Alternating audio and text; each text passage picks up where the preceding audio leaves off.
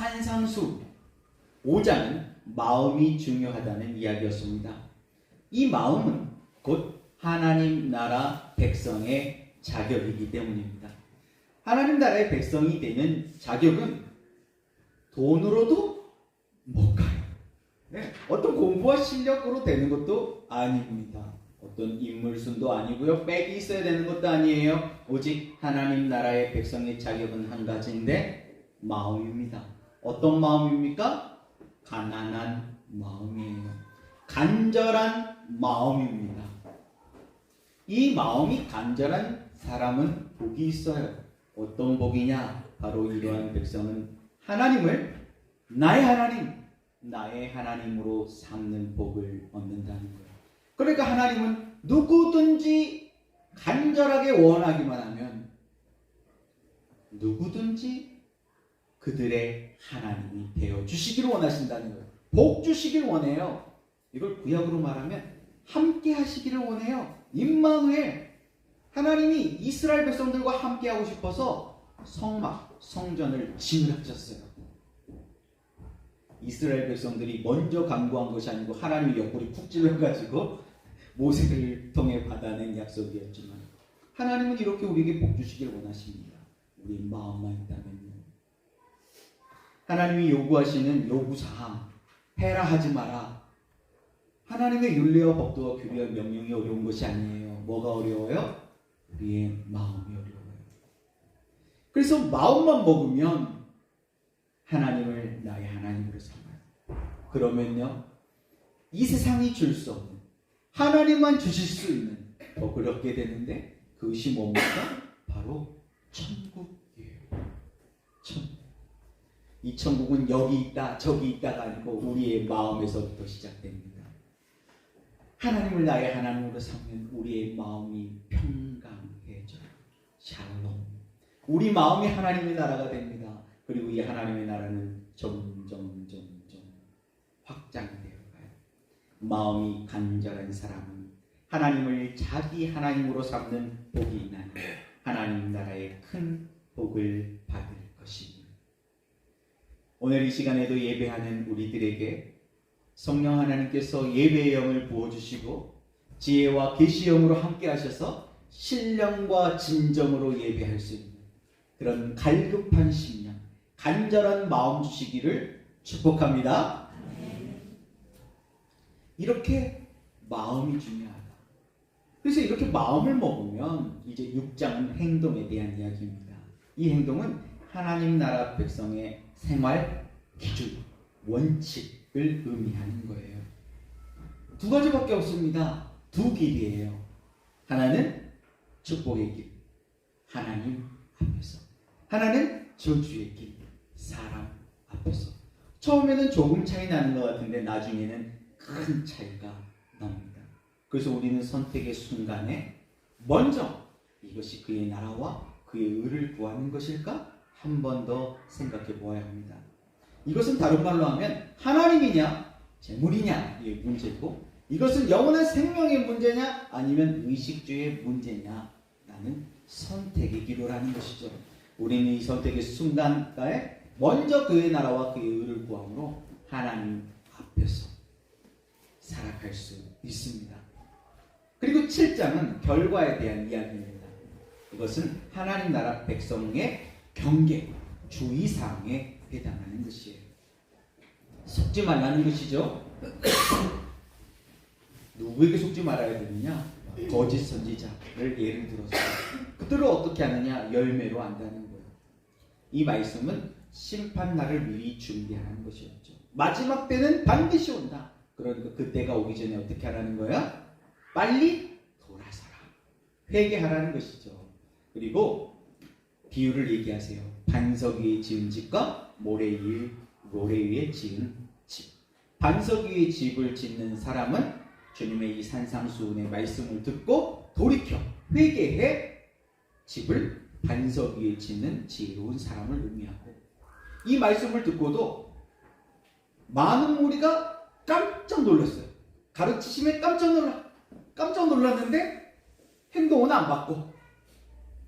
그러면 모래 위에 지은 집처럼 어리석은 사람이 된다는 것이죠. 결론적으로 뭐가 중요하다는 거예요? 마음이 중요하다는 겁니다. 마음. 근데 마음이 중요하다는 말이 무슨 말일까? 근데 우리가 출애굽기 레위기를 공부했기 때문에 이 마음이 중요하다는 것은 결국 새 질서를 마음에 새겨야 한다는 의미라는 걸 우리가 알 수 있어요. 옛 질서와 새 질서. 구약과 신약의 가장 큰 차이.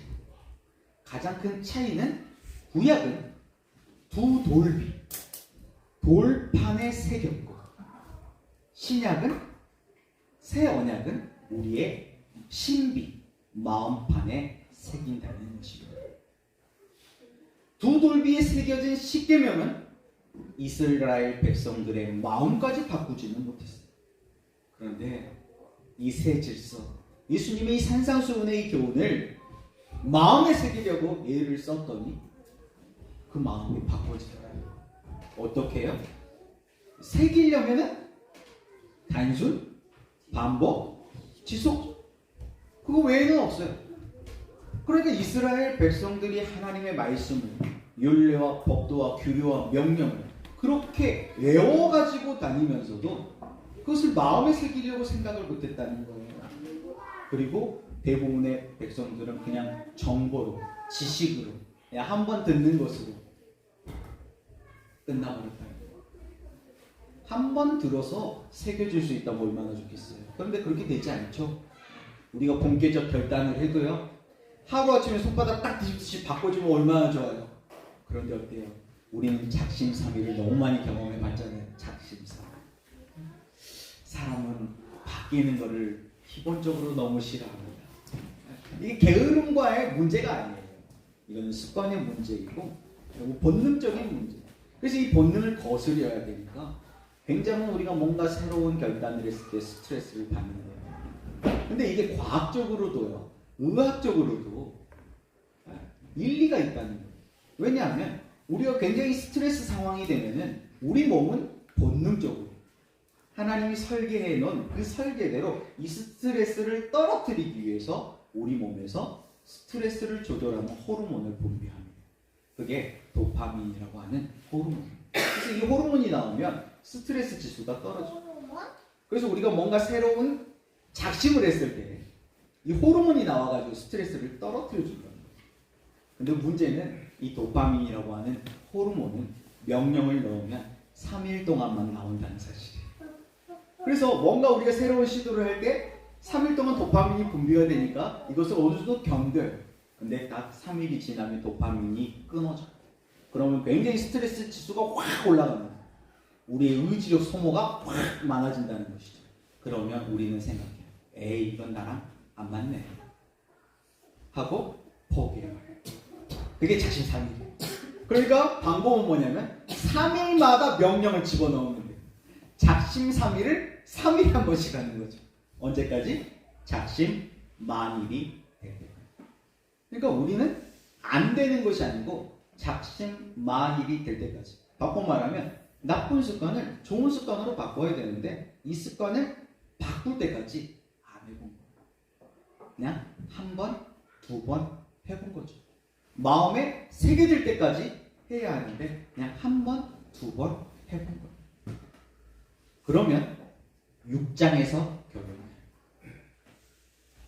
마음에 새겨진 줄 알고 사는데 위기가 오면 사람 앞에서, 하나님 앞에서가 아니고 사람 앞에서. 열심히 마음에 새기기 위해서 저희 교회에서도 시범은 성경 읽기도 하고 생명책 기도도 하고 세줄 기도 쓰고 상치호감 일약도 하고 여러 번 이렇게 단순 반복 지속 하지요. 그런데 이게 마음을 잘 관리하지 않으면은 어느 순간 이게 나의 자랑이 되어버려요. 사람 앞에서가 되어버리는 거예요. 숙제가 돼. 이걸 목사님한테 이거 칭찬받아야 되는데, 좋아요 이거 받아야 되는데, 하트 받아야 되는데 하고 이게 사람을 의식하게 돼요. 사람의 인정과 칭찬을 고파하게 되면 무너지는 거예요. 몸도 마음도 무너지죠. 숙제가 돼요. 그러지 않으려면 우리의 마음을 늘 말씀으로 조율할 필요가 있는 것 같아요. 우리의 마음이 굉장히 중요하다. 우리가 어떤 마음을 먹느냐에 따라서 사실 6장은 저절로 따라오는 거예요. 새 질서를 마음에 새기면, 곧 하나님의 말씀을 마음에 새기면, 그 말씀의 기준에 맞추면 하나님 앞에서 살게 되는 거예요. 그리고 7장의 결론이 따라오죠. 아름다운 열매를 맺어요. 이 아름다운 열매를 맺으면 결과적으로 주변이 살아나요. 그런데 이 마음이 꼬이게 되면 사람 앞에서 행동하게 되고 결국 나쁜 나무가 나쁜 열매를 맺듯이 내 안에 아름다운 열매가 아닌 나쁜 열매가 맺어요. 그 나쁜 열매는 나의 나쁜 감정이나 나의 나쁜 생각을 자극해요. 그래서 나의 나쁜 언어 그리고 나의 나쁜 행동을 하게 하죠. 그럼 어떻게 됩니까? 주변이 결국 산산수훈의 핵심은 마음이 중요하다는 것이고 결론은 살리는 일을 해라는 거예요.